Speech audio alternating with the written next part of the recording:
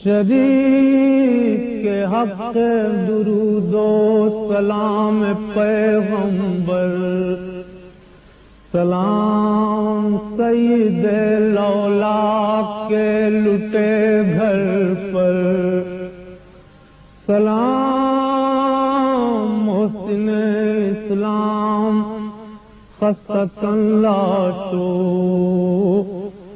سلام تم پر اعوذ باللہ من الشیطان الرجیم، بسم اللہ الرحمن الرحیم۔ اللہم کل ولیک الحجۃ ابن الحسن صلواتک علیہ وعلی آبائہ فی ہذہ ساعہ وفی کل ساعہ ولیا وحافظا وقائدا وناصرا ودلیلا وعینا حتی تسکنہ ارضک طوعا وتمتعہ فیہا طویلا برحمتک یا ارحم الراحمین۔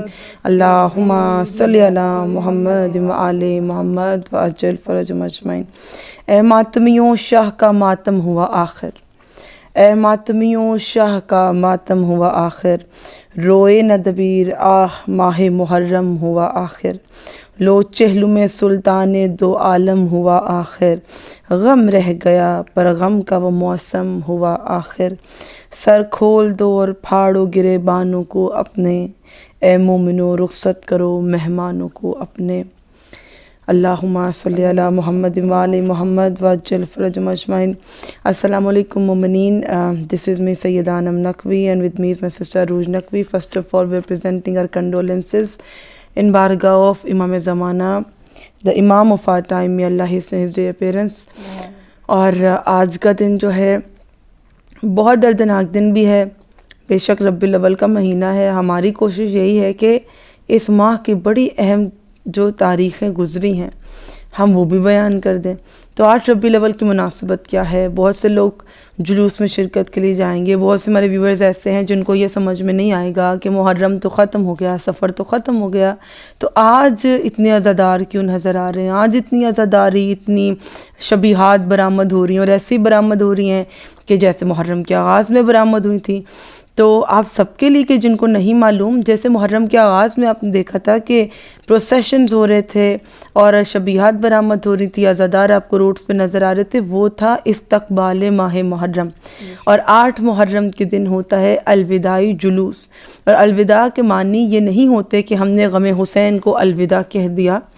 شبیہات تبرکات ہیں جو محمد و آل محمد سے منسوب ہیں، جیسے رسول خدا سے، ان کی ذات اقدس سے ان کا امامہ منسوب ہے تو ہمیں رسول کا امامہ پیارا ہے، رسول کی ابا ہے تو ہمیں رسول کی ابا سے محبت ہے۔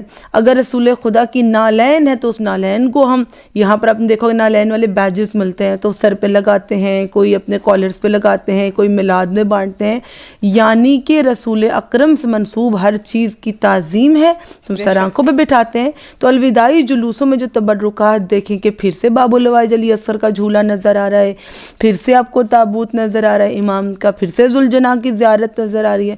تو یہ تمام تر شبیہات جو ہیں just for the knowledge of every one کہ جن کو نہیں معلوم، یہ منسوب ہیں محمد و آل محمد سے۔ جہاں رسول خدا کی ہر چیز عزیز ہے، یہ ان کی آل ہے، تو رسول کو اپنی آل ہر چیز سے زیادہ عزیز ہے۔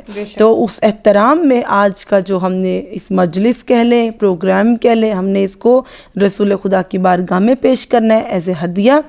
8 محرم کو چپ تعزیہ کا جلوس برآمد ہوتا ہے، شہر شہر میں، ملک میں، جہاں بھی مومنین ہوتے ہیں، اور عقیدت مند یہ جلوس نکالتے ہیں۔ اس میں کوئی اسپیسیفک ورڈ آپ نہ بھی یوز کریں، عقیدت مند جو بھی اپنے دل میں محبت محمد و آل محمد رکھتا ہے وہ جلوس میں شرکت کرتا ہے، اپنا ٹریبیوٹ ان کو پیش کرتا ہے، اپنا رسپیکٹ ان کو پیش کرتا ہے، اور وہاں پر وہ اظہار کرتے ہیں اس محبت کا جو ان کو اپنے پیغمبر سے ہے۔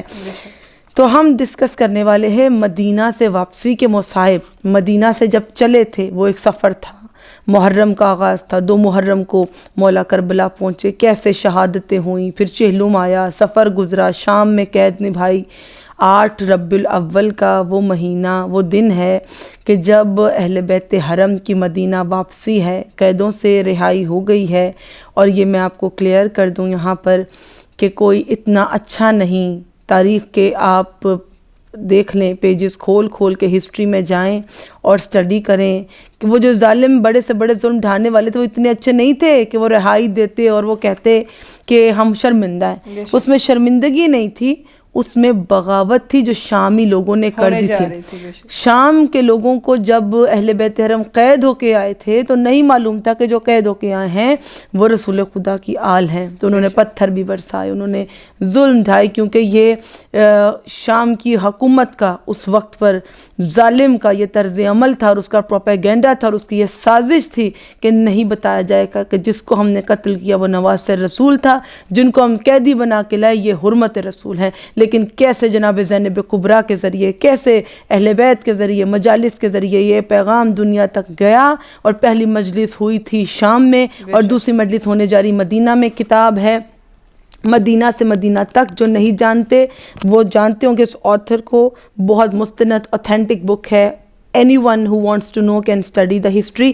یہاں پر عروج کو بھی میں بتا دوں کہ عروج جب شامیوں کو حقائق کا علم ہوا کہ یہ خانوادہ پیغمبر ہیں تو یزید نے یہ سوچا کہ اب ان کو اپنی قید میں رکھنا جو ہے میری حکومت کے لیے خطرہ ہے، میری جان کے لیے خطرہ. یہاں پر بھی اپنا فائدہ سوچا جا رہا ہے. یہاں پر اس نے مصلحت کے تحت پھر جب دیکھا کہ لوگوں میں بغاوت ہو رہی ہے، لوگ امام وقت تھے امام سجاد علیہ السلام، ہمارا لاکھوں کروڑوں درود و سلام مولا کی ذات اقدس پہ، اور جناب زینب کبریٰ کا ایسے خطبے تھے، سید سجاد کے ایسے خطبے تھے کہ جس میں انہوں نے کہا کہ جن اذانوں کو تم سنتے ہو ان میں ہمارے نانا کا ذکر ہے، وہ ہمارے نانا ہیں تمہارے نہیں. جس شریعت کو تم کہتے ہو شریعت ہمارے نانا لے کر آئے، جس شریعت کو بچایا میرے بھائی حسین نے، میرے بھائی عباس نے بچایا.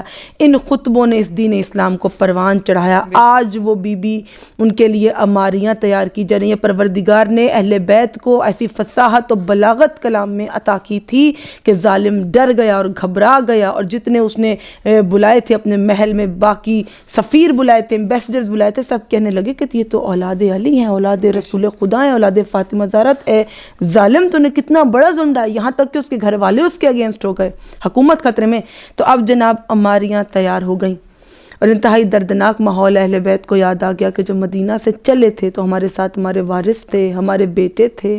آپ اہل بیت کو سوچیں یا اپنے ہی گھر کو سوچیں، جب مائیں بہنیں گھروں سے نکلتی ہیں تو وہ بھائیوں کے حصار میں نکلتی ہیں تو ان کا کانفیڈنس اور ہوتا ہے، ان کے شان اور ہوتی ہے، شان و شوکت باپ کے زیر سایہ چلنے میں اور ہوتی ہے. یہ بتانا چاہوں گی کہ جب قافلہ مدینہ سے کربلا کے لیے روانہ ہوا تھا تو جو انتظامات تھے وہ مولا عباس اور حضرت علی اکبر علیہ السلام کے کیے گئے تھے.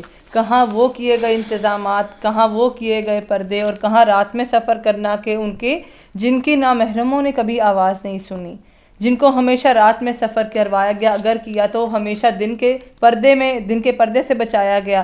یہاں تک کہ سورج اور چاند کی روشنی بھی جو تھی وہ بیبیوں کو کبھی سورج اور چاند نے نہ دیکھا تھا. ان مخترات عصمت و طہارت کو، ان وارث تطہیر بیبیوں کو، ان رسول زادیوں کو بازار کوفہ و شام میں اور دربار میں اس طرح سے پیش کیا گیا کہ ان کی حرمت کو پامال کیا گیا، ردائیں لوٹ لی گئیں. اور آج اگر اسلام ہے، میں اور آپ مسلمان ہیں، یہ نماز ہے، یہ روزہ ہے، یہ پردہ ہے، یہ محرم نہ محرم کے رشتوں کا جو پاس ہے، یہ جو بہن بھائیوں کے رشتے کا پاس ہے، ماں بیٹے کا، سب کربلا کے عوض ملا، کربلا کے صدقے میں ملا، محمد و آل محمد کے خون اور ان شہداء کے خون کے صدقے ملا. تو کیا آپ ان شہداء کو، ان ڈیٹس کو یاد رکھ کے کوئی اظہار عقیدت نہیں کر سکتے؟ تمام سال پڑا ہے خوشیاں منانے کو، لیکن جب کبھی شہداء کا ذکر آئے تو کم از کم نکلیے، جلوس اعزام میں شرکت کیجیے، اپنے بچوں کو بتائیے کہ آج یہ نماز تم تک پہنچی ہے کیونکہ دین اسلام انہوں نے بچایا. تو ہم شروع کریں گے اور میں چاہوں گی عروج ساتھ ساتھ اپنی اوپینین دیتی رہیں اور ساتھ ساتھ تاریخ کے واقعات. اور جو نئی آڈینس ہے جو کہ نالج لینے کے لیے، جن کو کچھ چیزوں کا نہیں معلوم ہے، انم سے چاہوں گی کہ وہ جیسے واقعات کو آگے بڑھاتی جا رہی ہیں، کیونکہ آخری پرسہ ہے، ہماری طرف سے بھی الوداعی پرسہ ہے جو ہم امام کو پیش کرنے جا رہے ہیں. عماریاں کیا ہوتی ہیں اور یہ مدینہ کی طرف جو رخصت تھی اہل بیت حرم کی، یہ عماریاں کس طرح تھیں اور یہ عماریاں کیوں کہلاتی ہیں، وہ انم تھوڑا سا ہمیں بتائیں تاکہ نئے لوگوں کو بھی معلوم ہو، کیونکہ ہم سب جانتے ہیں عماریاں کیا ہوتی ہیں. دیکھیں بات طویل ہو جائے گی، میں مختصراً بیان کروں گی کہ مومنین سب جانتے ہی ہیں، صاحب عقیدت جانتے بھی ہیں، مانتے بھی ہیں. کچھ ایسے بھی لوگ ہوں گے ان کا قصور نہیں، ان کو معلوم نہیں، تو we are here to tell you. اگر آپ کی کچھ کویسچنز ہیں، آپ اپنے شہروں میں دیکھیں گے کل 8 ربیع الاول کے جلوسوں میں آپ نے اکثر دیکھا ہوگا کہ اونٹ نکلتے ہیں تو اونٹوں پہ آپ نے دیکھا کہ سیاہ پردے ڈالے ہوتے ہیں، کجاوے رکھے ہوتے ہیں اور ان پر اماریاں بنائی ہوتی ہیں. اماریوں سے مراد ہے پردے تانے ہوئے ہوں اور بیبیوں کے بیٹھنے کی جگہ بنائی ہو، یعنی اندر جو مسافر بیٹھے باہر اسے کوئی دیکھ نہ پائے، اس کے لیے دونوں اطراف میں پردے لگے ہوتے ہیں. کجاوا وہ جگہ ہے جو اونٹ کے اوپر کجاوا بنا کے رکھا جاتا ہے جس پہ کوئی سنبھل کر بیٹھے. انتہائی دردناک عمل یہ ہے کہ جب ان کو کربلا سے ان کے فرزندان کو شہید کر دیا گیا، بچوں تک کو شہید کر دیا گیا، عظیم امام کو شہید کر دیا اولاد رسول خدا کو، تب بیبیوں کو لجایا گیا تھا ظلم ڈھاتے ہوئے. یہی ظالمین تھے کربلا سے کوفہ سے شام کی منازل میں بلا کجاوا اونٹوں کے، بغیر کجاوے کے، کہ اونٹ کی ہڈی کتنی سخت ہوتی ہے، لیکن یہ ڈیسائیڈ کیا گیا کہ جتنے اہل بیت کو مصائب پہنچ سکتے ہیں پہنچے، اور اس کو نام دیا گیا کہ خلیفہ کے خلاف بغاوت کی ہے. یہ نہیں بات اچھالی گئی کہ آج بھی اور تب بھی اور ہمیشہ حکومت کے لالچ میں، مال و دولت کے لالچ میں، یہ ملکوں اور شہروں کے لالچ میں کسی بھی جگہ حکومت کرنے کے لیے رسول خدا کے نواسے کے خون کو بھی انہوں نے سستا جانا اور انہوں نے دنیا کے مال و زر کو بہتر جانا. تو اللہ جو ہے، میں نے کل بھی بولا تھا ہمیشہ، ان اللہ علی کل شیء قدیر، وہ خدا دیکھ رہا تھا، وہ خدا دیکھ رہا ہے. وہ منزل بھی بیبیوں نے طے کی تھی، انہوں نے بے کجاوا اونٹوں پہ بٹھایا، ان کو رسن پہنا کے بٹھایا، رونے نہ دیا. یہاں پر کوئی عام بندہ ابھی کہتے کیوں روتے ہو؟ دیکھو نیچرل ایک رسپانس ٹو دا پین ہوتا ہے ہر انسان کے سامنے، اس کے بھائی کو، باپ کو، بچوں کو. اور اگر آج کسی بچی کو آپ غیر ملکی ویڈیوز شیئر کرتے ہیں، ان کا حجاب سنیچ کیا جا رہا ہوتا ہے نا کہ ہماری پالیسی نہیں، آپ حجاب لو، تو بچی رونے لگتی ہے اور اپنے حجاب کو ایسے تھامنے لگتی ہے کہ نہیں، یہ اس میں کمپرومائز نہیں کروں گی. جب وہ یہ کہے نا تو آپ شکر کیا کریں بنت علی مرتضیٰ جناب زینب کبریٰ کا، کہ اگر وہ اپنے حجاب کو اس وقت پہ قربان نہ کرتی تو آج ہمارے سروں پر یہ حجاب نہ ہوتے. اس وقت اگر وقت عصر امام حسین علیہ السلام تیروں کی بارش میں سجدہ نہ کرتے تو آج یہ نمازیں نہ ہوتی. اس وقت اگر دریائے فرات پہ حضرت عباس علمدار علیہ السلام جنگ کرتے کرتے اولاد فاطمہ زہرا کے لیے پانی لینے کے لیے گئے، لیکن اللہ کی بارگاہ میں اپنے آپ کو انہوں نے قربان کر دیا اور کہا پروردگار جو تیری رضا ہے، عباس اس پہ راضی. امام حسین نے کہا جو تیری رضا ہے پروردگار میں اس پہ راضی ہوں. علی اکبر علیہ السلام نے کہا جو تیری رضا ہے میں اس پہ راضی ہوں. تو اللہ نے وہ وقت دکھایا کہ آج ظالمین کو جب بیبیوں کو مدینہ روانہ کرنا تھا تو خوف خدا سے، یہاں تک کہ رسول اکرم ان کے خواب میں بھی آئے، حکومت کا ڈر پیدا ہوا، تو انہوں نے یہ محمل پہ پردے بھی لگائے، اماریاں بنائی، کجاوے بھی لگائے، اور بیبیوں کا رونا اور گریا، بیواؤں کا گریا سہا نہیں جاتا تھا، برداشت نہیں کیا جاتا تھا. اور وہ تمام جو تبرکات تھے اہل بیت حرم کے، جو چادریں تھیں، جو در چھینے گئے تھے، وہ تمام تبرکات اہل حرم کے ان کو لوٹائے گئے. یہ پوچھا گیا، اور وہ جو اس نے پوچھا ظالم نے کہ سید سجاد کو بلایا، وہ گھبرا گیا اور ڈر گیا. خطبات میں اس نے سنا کہ جناب زینب نے کہا روز محشر جب شافع محشر ہمارے نانا محمد مصطفیٰ ہوں گے اور شریعت کو بچانے پر جو ہم نے قربانیاں دی ہیں اس پہ تم سے اللہ سوال لے گا کہ تم نے میرے نبی کی اطرت پر تم نے کیا ظلم ڈھائے، تم کیا جواب دو گے؟ تم ان سے شفاعت کی امید رکھتے ہو کہ جن کے بچوں پہ تم نے اتنے ظلم ڈھائے ہوں گے، جن کی تم نے پردے چینے ہوں گے، جن کے جوانوں کو تم نے شہید کیا ہوگا.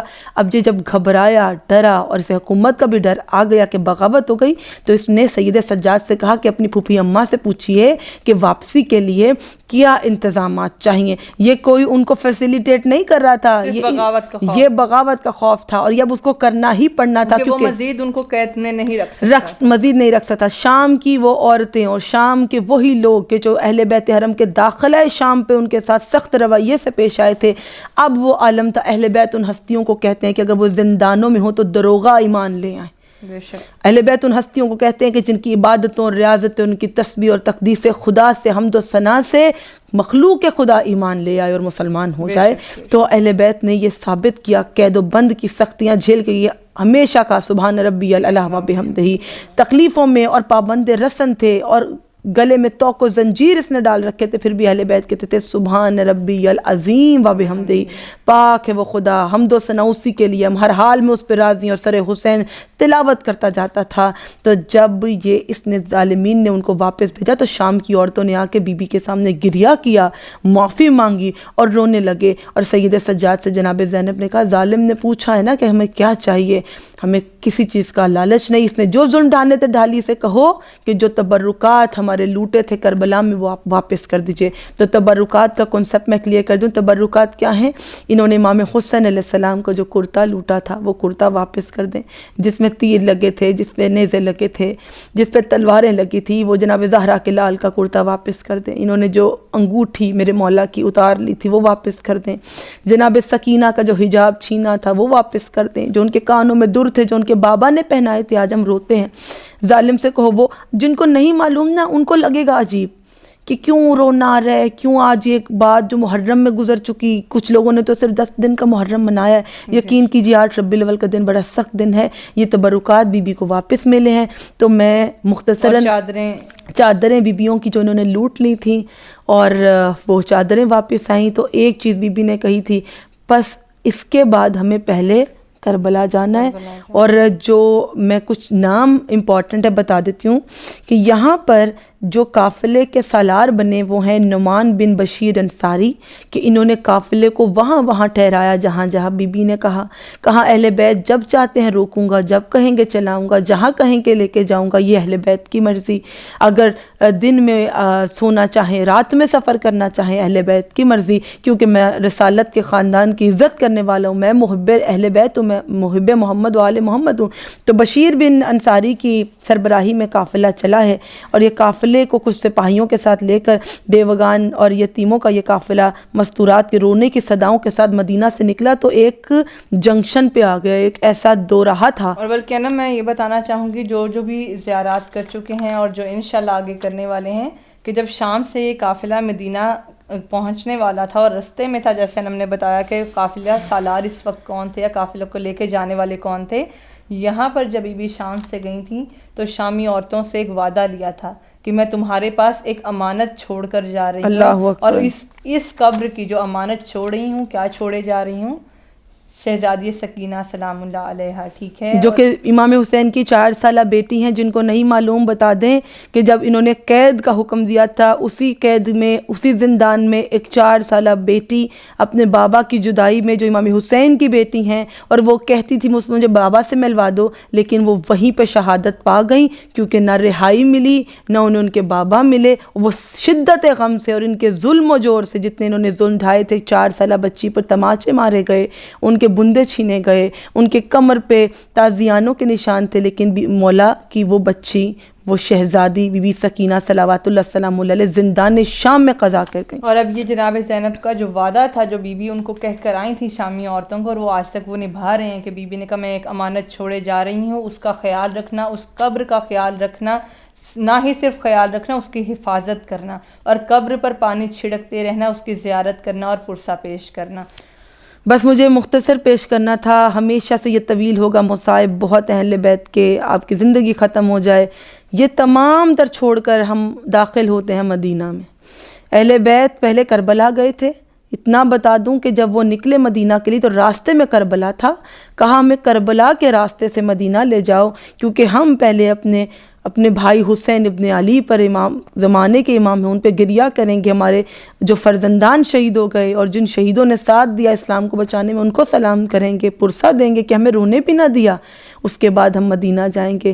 چلے تھے مدینہ شان و شوکت سے, لیکن جب داخلہ ہوا مدینہ میں تو سب سے پہلے مدینہ کے آؤٹ اسکرٹس پہ پہنچے تو جناب ام کلثوم نے بلند آواز میں گریہ کر کے کہا, اے نانا کے مدینہ کہ ہم لٹ کے آئے ہیں.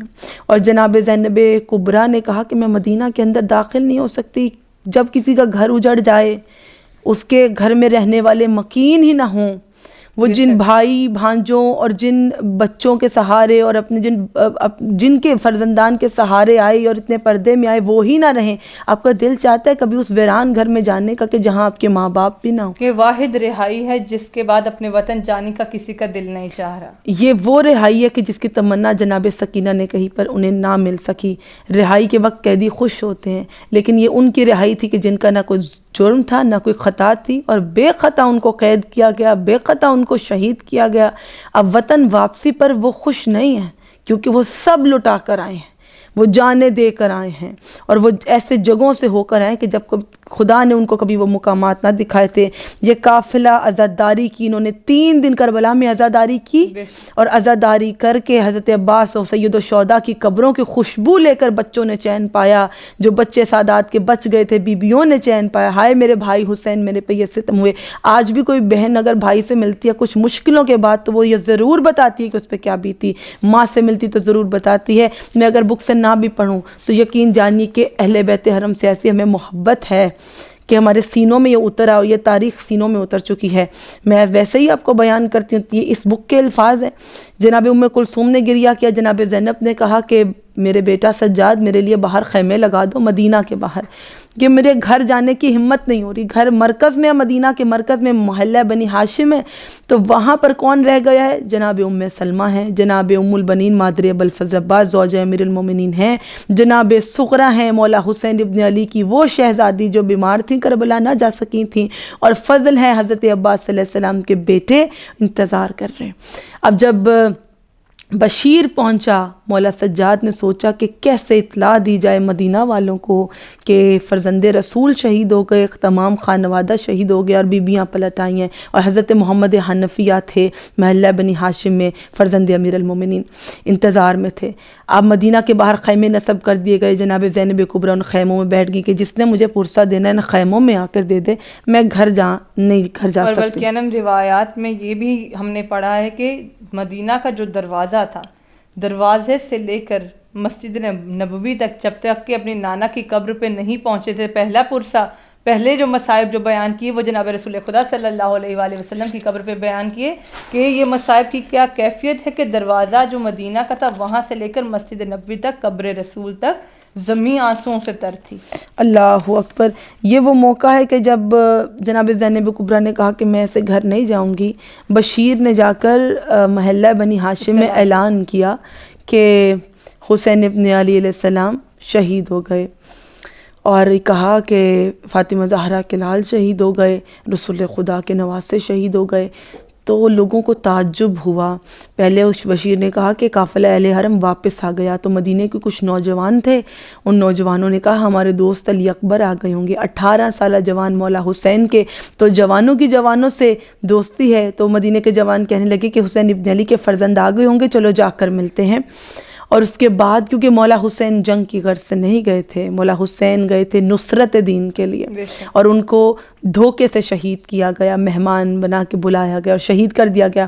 اس کے بعد محلہ بنی ہاشم میں حضرت محمد بن حنفیہ نے جب یہ پکار سنی کہ بنی ہاشم کا قافلہ واپس آیا، اہل بیت واپس آئے، تو کہا میرا بھائی کہاں ہے؟ حسین ابن علی زمانے کے امام کہاں ہے؟ میرے بھائی حضرت عباس کہاں ہے؟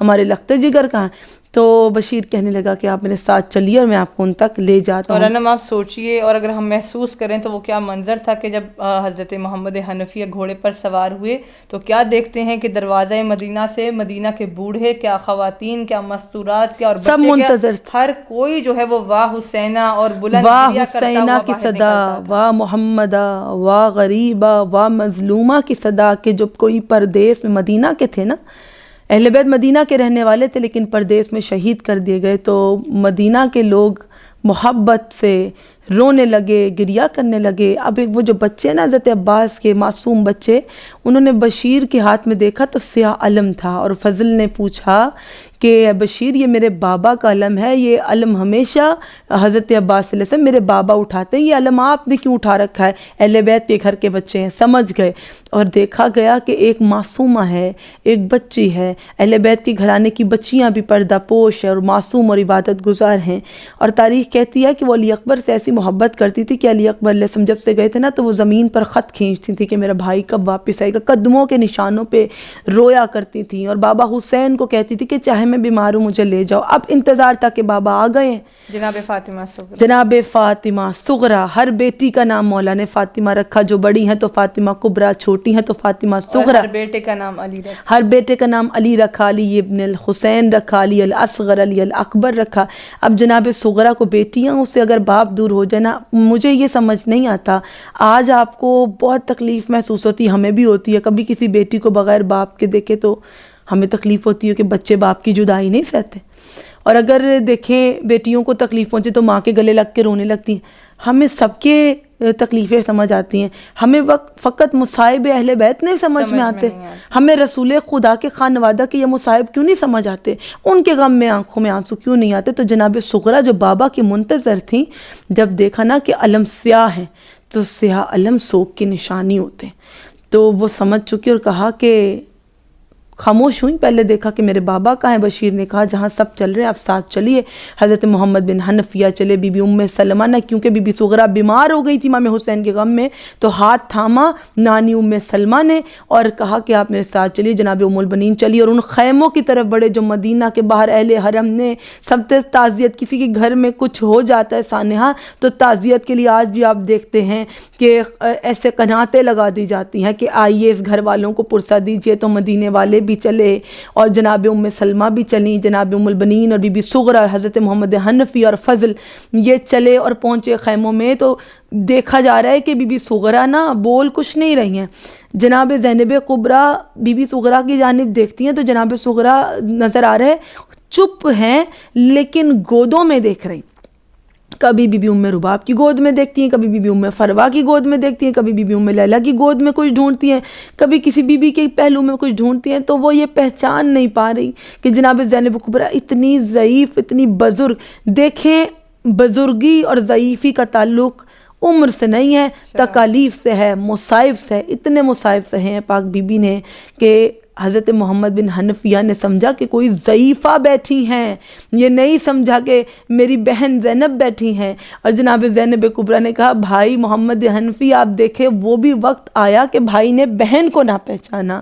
اور محمد بن حنفیہ رونے لگے, اتنا روئے کہ سیاہ علم دیکھے تو سمجھ گئے کہ ہمارا کربلا میں کچھ نہیں بچا. میرے مولا واقع نہیں آئے, علی اکبر نہیں آئے, علی قاسم نہیں آئے, تمام کنبہ فدا ہو گیا راہ دین پر. تو سید سجاد علیہ السلام کی گود میں غش سے افاقہ ہوا تو دیکھا کہ پھر مجھے کسی ضعیف نے تھاما, کہا میرا بیٹا سجاد کہاں ہے, میرے آقا کا بیٹا. تو مولا سجاد کیا عمر تھی 24 سال, لیکن کیا سمجھا حضرت محمد حنفیہ نے کہ مجھے کسی بوڑھے نے تھاما ہے. اور سب سے بڑی بات کہ جو آپ اور میں, ہمیں بھی بہت ناز ہے اپنے مولا واقع مولا حضرت عباس علیہ السلام پر, کیونکہ کوئی یقین نہیں کر پا رہا تھا. امام علی علیہ السلام کے فرزند جناب محمد حنفیہ کو جب جناب سجاد کی طرف سے تمام واقعہ کربلا سنایا گیا تو وہ غش کھا گئے. کیوں؟ کیونکہ ان کو یقین نہ آیا. کہتے ہیں عباس کے ہوتے ہوئے حسین کیسے مارے گئے, اللہ اکبر, عباس کے ہوتے ہوئے چادریں کیسے چھن گئیں. اور جب یہ کہا گیا کہ عباس بھی مارے گئے, عباس بھی شہید ہو گئے,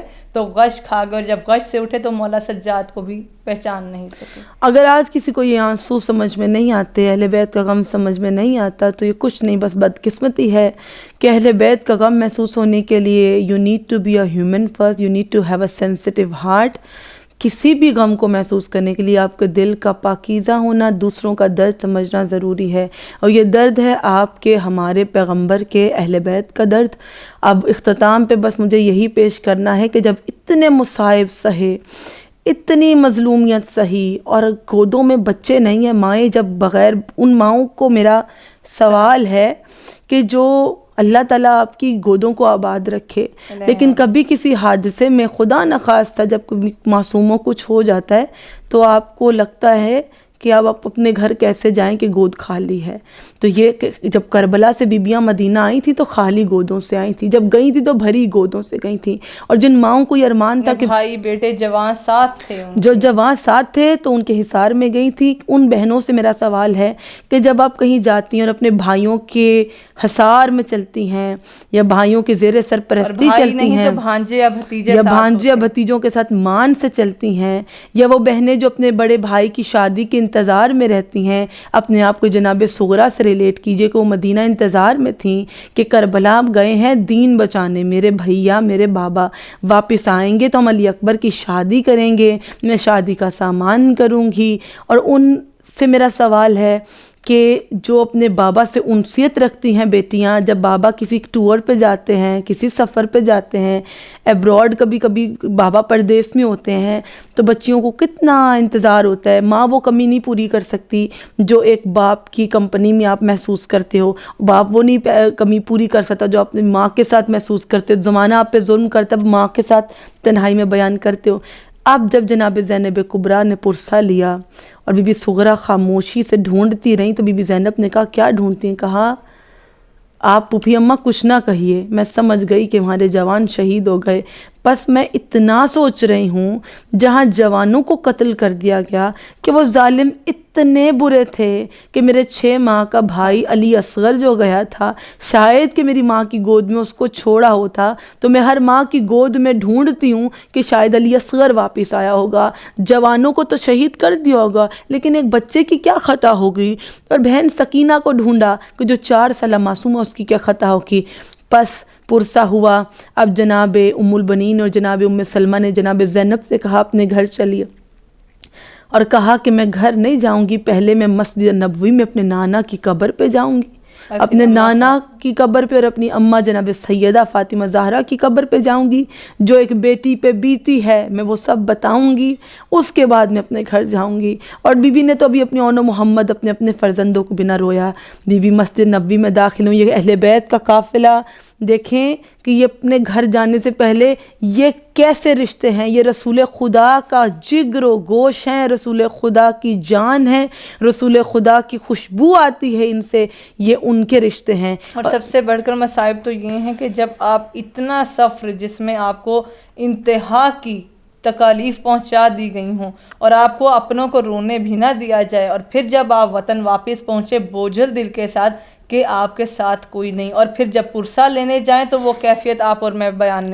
نہیں کر سکتے۔ آج کسی گھر میں ڈیتھ ہو جاتی ہے، اگر اس کی بیٹی کسی آؤٹ آف سٹی ہوتی ہے یا آؤٹ آف کنٹری ہوتی ہے، یا بیٹا باہر ہوتا ہے اور باپ کی یہاں پہ تجہیز و تدفین کے انتظامات کر رہے ہوتے ہیں، تو ہمیں یہی سمجھ میں نہیں آتا کہ ان کو اس میسج کو کنوے کیسے کرنا ہے کہ آپ کے گھر میں آپ کے ماں باپ نہیں رہے ہیں۔ تو جناب زینب کبریٰ ان کی جد کون ہے؟ محمد مصطفیٰ صلی اللہ علیہ وآلہ وسلم، رسول خدا پہ سلام و درود ہو کہ ان کی آل اطہار پہ اتنے ظلم و ستم کیے گئے۔ انہوں نے دین کے لیے وعدہ لیا تھا بچپن میں امام حسین سے، اور امام حسین نے کہا کہ نانا آپ کا وعدہ وفا کروں گا، جو کچھ قربان کرنا پڑا کروں گا، میری بہنیں بیٹیاں، میرے جوان، میرے اصحاب سب قربان ہوں گے۔ طفلی میں کیا ہوا وعدہ میرے مولا نے۔ میں چاہتی ہوں آپ یہ بھی بتائیں کہ طفلی میں لیا ہوا وعدہ کہ جب کہا گیا کہ پھر بھی اگر دین نہ بچ پائے گا تو سیدہ زینب سلام اللہ علیہا پاک بی بی نے فرمایا کہ میں اپنی چادر دے کر بھائی حسین اگر آپ کی قربانیوں کے باوجود بھی یہ دین نہ بچ سکا تو میں حاضر ہوں، ہمارے پردے حاضر ہیں۔ تو یہ پردہ بہت نانا کے دین کو کچھ نہ بہت قیمتی ہے۔ بس آخر یہ ہے کہ جب 8 ربیع الاول کے جلوس دیکھو تو دل میں یہ منظر لاؤ، ایک تو امام حسن عسکری کا جنازہ اٹھ رہا ہے، دوسرا یہ کہ اہل بیت حرم مدینہ واپس آئے تو اپنے ویران گھروں میں نہ گئے، پہلے مسجد نبوی میں گئے کہ وہ اپنے جد کے پاس گئے، وہ شکوہ لے کر کہ جو ان پر ظالمین نے ظلم ڈھائے، وہ مصائب لے کر قبر رسول پہ جا کے جناب زینب کبریٰ نے خود کو نانا کی قبر پر گرا دیا۔ کل وہ دن ہوگا جب آپ کو ویڈیو ملے گی، اور جو نہیں جانتے وہ سنیے گا اور ضرور تاریخ پڑھ لیجئے گا۔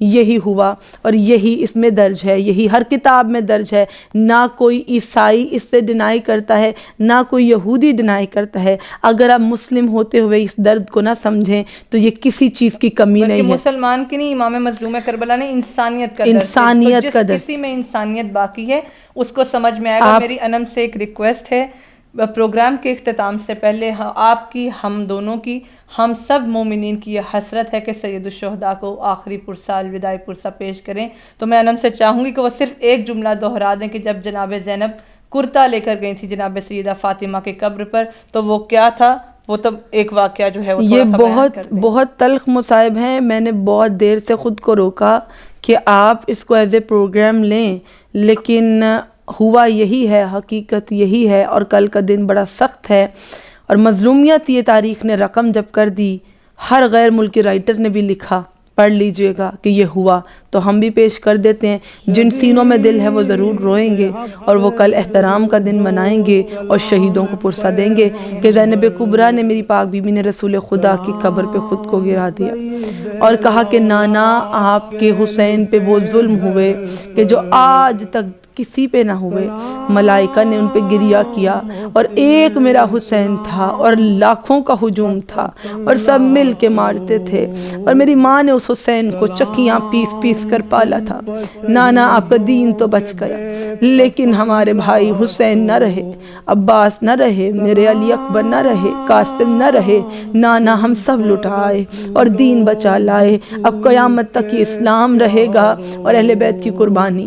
اور جب نانا کی قبر سے اٹھیں تو اپنی اماں کی قبر کی جانب گئیں۔ آپ سب اپنے آپ کو اس منزل پہ لائیے کہ ہر بیٹی اپنی ماں سے دکھ کہتی ہے، اور بیٹیاں نہ بھی کہیں تو مائیں سمجھ لیتی ہیں۔ یہاں پہ جناب زینب کبریٰ جو تبرکات انہوں نے مانگے تھے نا ظالم سے، تبرکات میں امام حسین کا وہ کرتا بھی آیا جس میں ان پہ تیر، نیزے اور تمام ہر قسم کے اوزار سے ان پہ حملہ کیا گیا تھا اور مولا کو شہید کیا گیا۔ تو وہ کرتا جب ریٹرن کیا گیا بی بی کو، تو بیٹیاں کیا کہتی ہیں، ماں سے جو ظلم ہو وہ دکھاتی ہیں۔ تو بی بی زینب کبریٰ نے وہ کرتا لیا، قبر جناب زہرا پہ کرتا ڈال دیا۔ جیسے ہی کرتا جناب سیدہ کی قبر پہ ڈالا، اور وہ کرتا تھا ان کے مظلوم بیٹے امام حسین کا۔ آپ سب جانتے ہیں کہ کتنی محبت ہے رسول خدا کو مولا حسین سے، جناب زہرا کو مولا حسین سے، لیکن قبر جناب زہرا پہ، قبر رسول خدا پہ لرزہ طاری ہوا کہ حسین علیہ السلام کے خون کی چھینٹیں اس کرتے پہ آج تک لگی ہوئی تھیں۔ اس میں ایسے جگہ پہ پیوند لگے تھے اور ایسے سوراخ ہوئے تھے کہ معلوم ہوتا تھا کہ کتنے تیر لگے ہوں گے میرے مولا کے لاشے پہ۔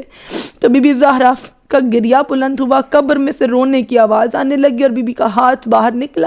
بی بی نے کرتا تھاما، کرتا اپنی قبر میں اندر لے لیا، اور وہ کرتا آج تک روایات کہتی ہیں کہ وہ کرتا آج تک جناب فاطمہ زہرا کے پاس ہے۔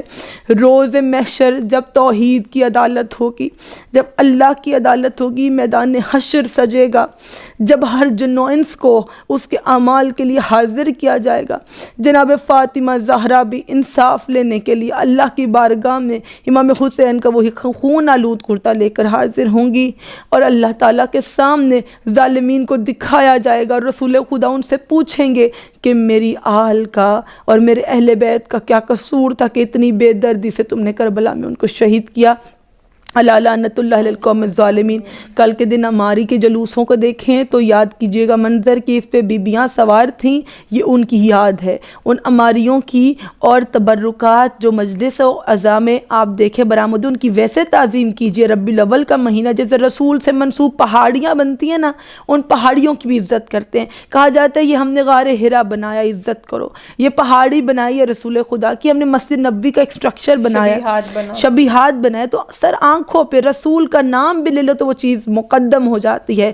تو جب زیارات برآمد ہوتی ہیں یہ ان کے بچوں سے منسوب ہے، خون رسول سے منسوب، وہ خون رسول ہیں، وہ آل رسول ہیں، وہ جگر رسول ہیں کہ حسین ابن علی علیہ السلام اور امام حسن کے بارے میں اور آل اہل بیت کے بارے میں رسول خدا نے کہا ان کا گوشت میرا گوشت، ان کا خون میرا خون، جو ان سے محبت رکھے میں ان سے محبت رکھتا ہوں، جو ان سے دشمنی رکھے میں ان سے دشمنی رکھتا ہوں۔ اور اگر میری بیٹی فاطمہ راضی ہے تو اللہ راضی ہے، اگر فاطمہ ناراض ہے تو خدا ناراض ہے۔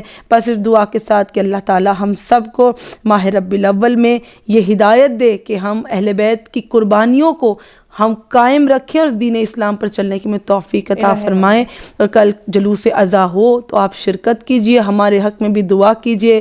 بچے تو اگلے سال ہم ہیں اور یہ غم پھر ہے، نہ رہے تو ہمارا یہ سلام آخر ہے۔ اور الوداع کا مطلب یہ ہے کہ مولا جتنی شدت سے ہم نے ماہ محرم کو بپا کیا تھا انشاءاللہ اگلے سال بھی اتنی ہی شدت سے ہم بپا کریں گے۔ اللہم ارزقنا زیارت الحسین۔ اللہ حافظ۔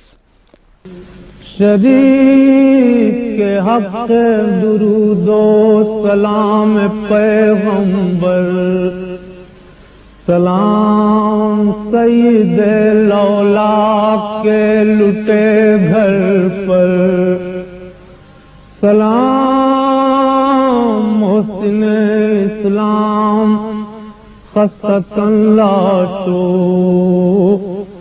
سلام تم پر شہید